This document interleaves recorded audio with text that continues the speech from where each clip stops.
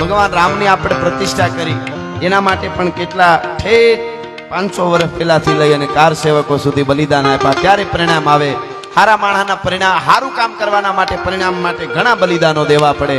એ બધા આપ જાણો છો. અને જે દેશ માટે, રાષ્ટ્ર માટે, ધર્મ માટે જાય છે એ શિવનું જ રૂપ બને છે.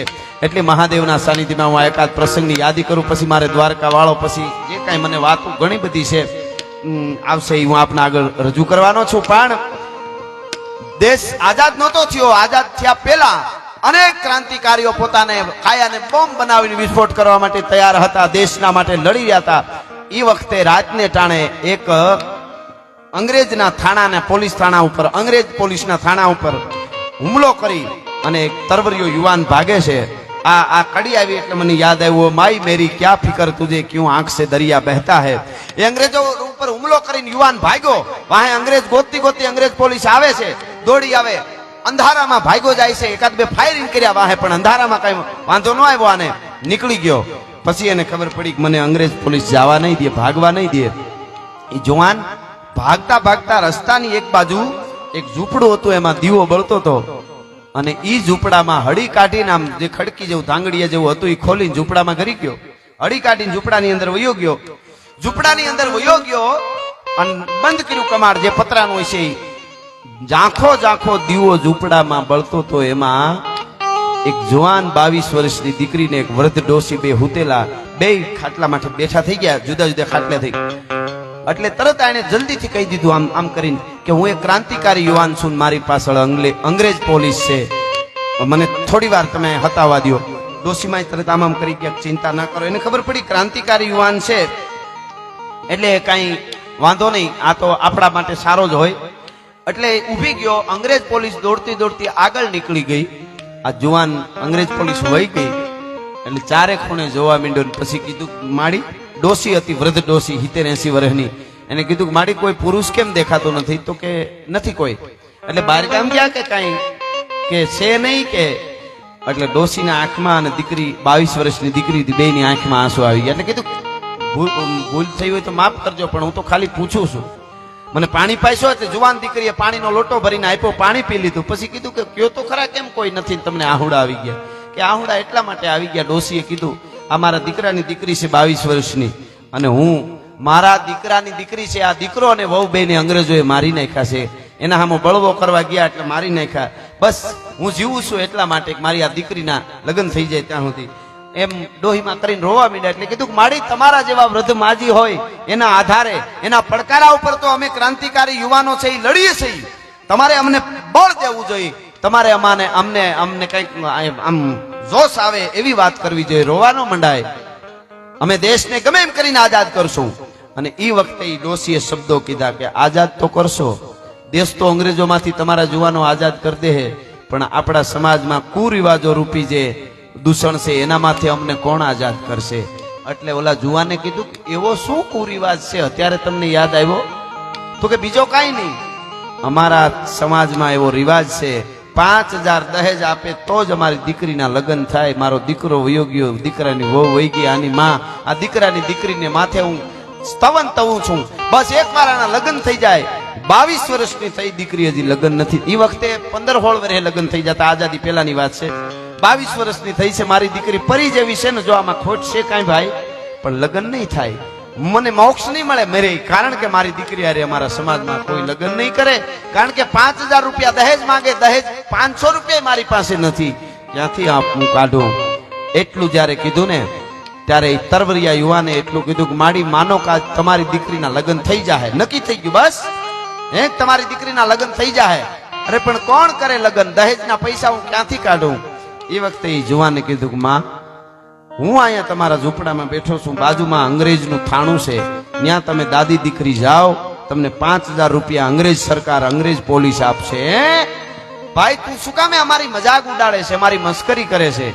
અંગ્રેજ પોલીસ અમને હું કામે રૂપી? તો મારી નાખે, એ તો લોહી પીવે, પૈસા શેના આપે? તેથી તરવરિયો યુવાન બોલ્યો તો ખુમારી ક્યારે ટકે એટલા માટે, ભગવાન ક્યારે આવે, શિવ ક્યારે પ્રગટ થાય. તરવરિયા યુવાને કીધું કે મારી તમને 5000 રૂપિયા અંગ્રેજ સરકાર આપશે, અંગ્રેજ પોલીસ આપશે. કે કેમ આપે?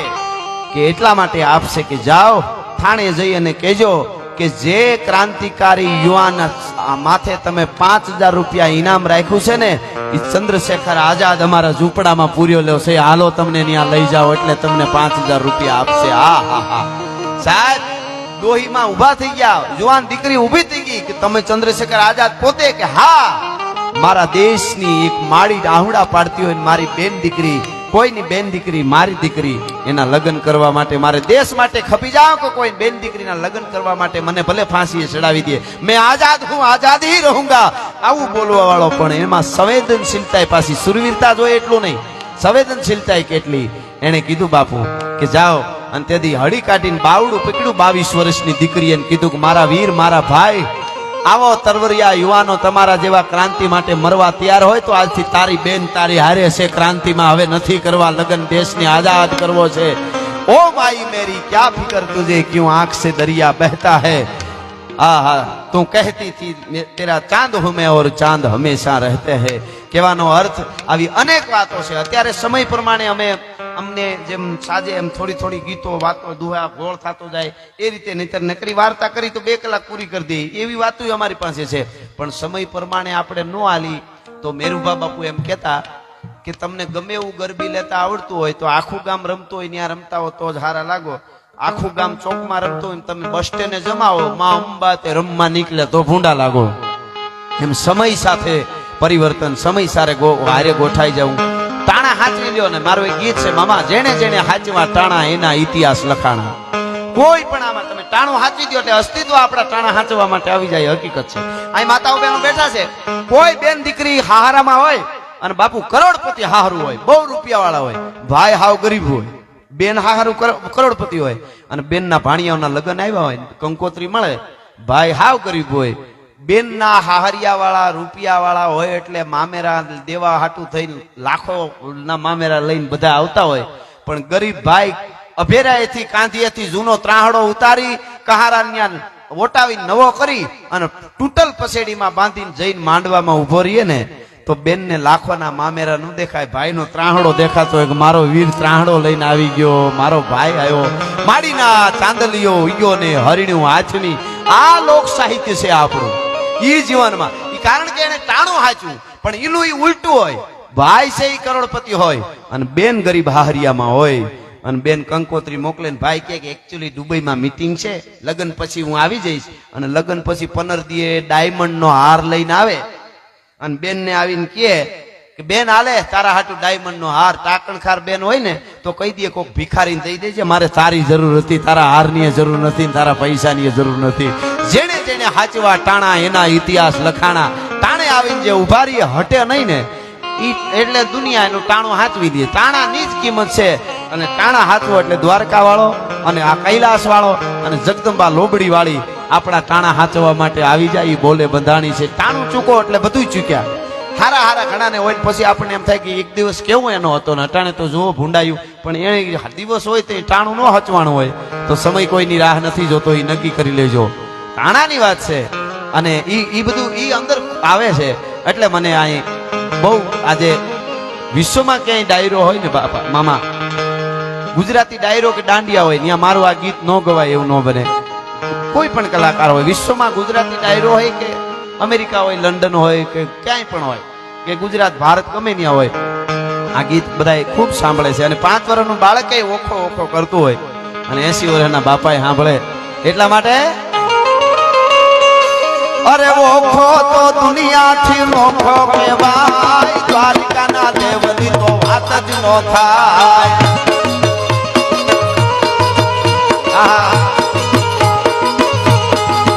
મારો ઓખો તો દુનિયાથી નોખો કહેવાય, મારા દ્વારકાના ઠાકરની વાત જ ન થાય.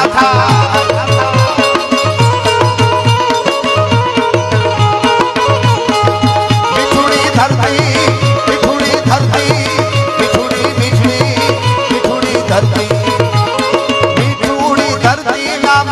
ભગવાન દરિયાના ફળિયાનો મીઠા ભગવાન.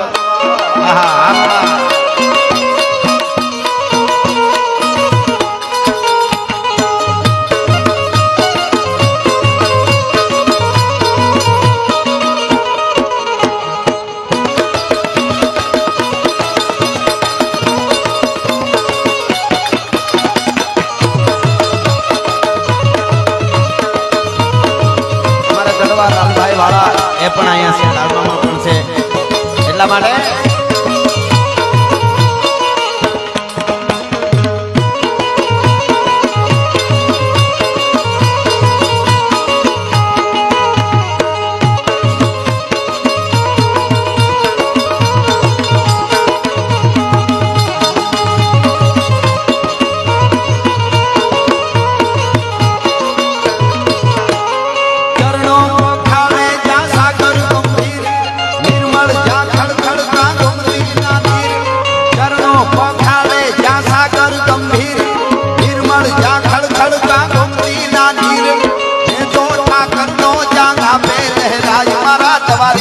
ઠાકર ની વાત જ ના થાય ના.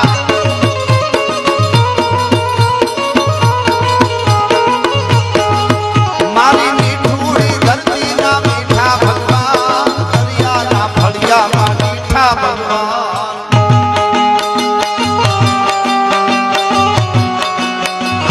જય સિયારામ, જય સિયારામ, જય ઠાકર.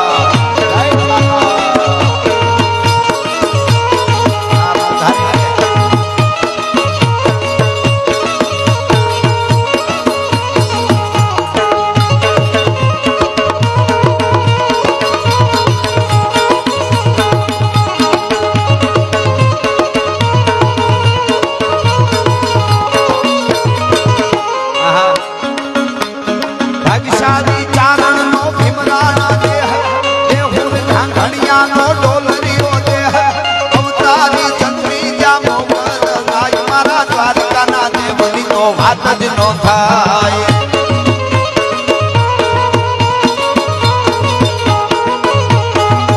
મારી મીઠુડી ધરતી ના મીઠા ભગવાન, દરિયા ના ફળિયા માં મીઠા ભગવાન.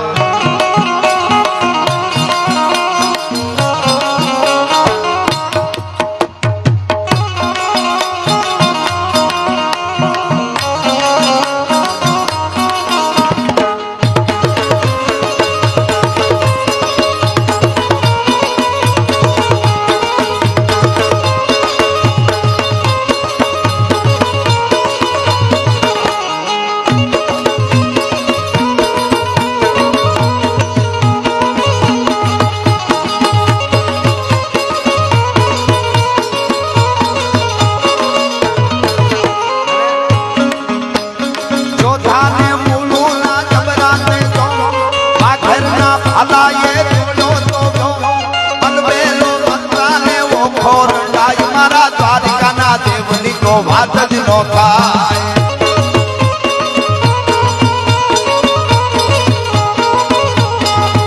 મારી મીઠુડી ધરતી ના મીઠા ભગવાન, દરિયા ના ફળિયા માં મીઠા ભગવાન.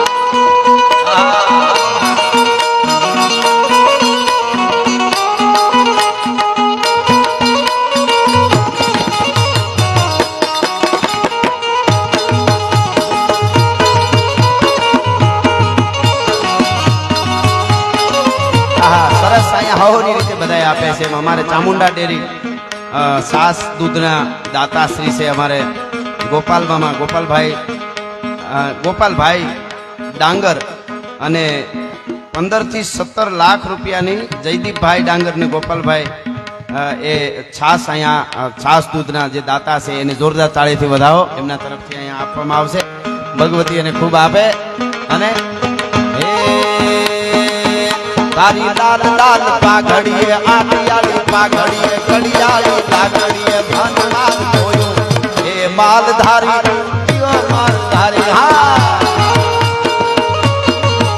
તારી લાલ લાલ પાઘડીએ આટિયાળી પાઘડીએ કડિયાળી પાઘડીએ પાઘડીએ પૂંછડીએ ભનમાર જોયો એ માલધારી માલધારી. હા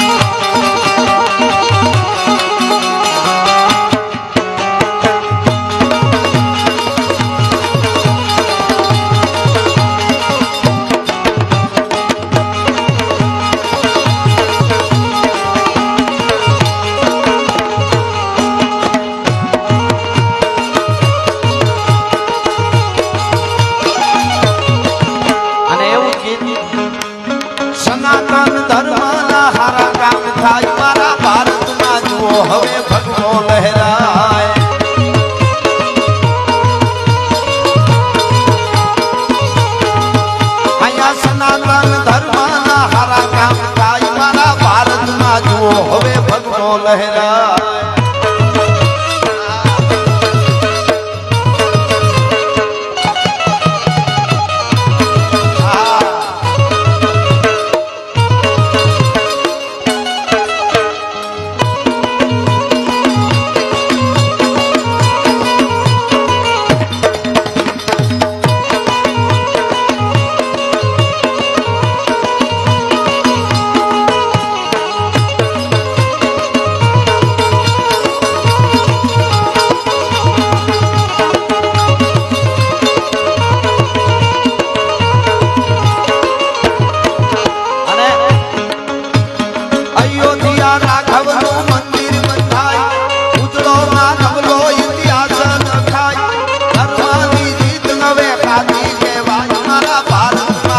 હવે ભગવો લહેરાય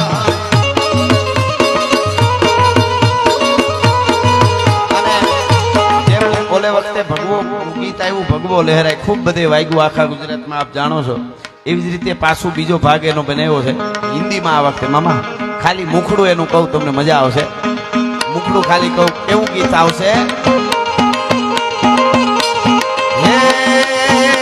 भारत की शान बान भगवा राजा सनातन की जान भगवा राजा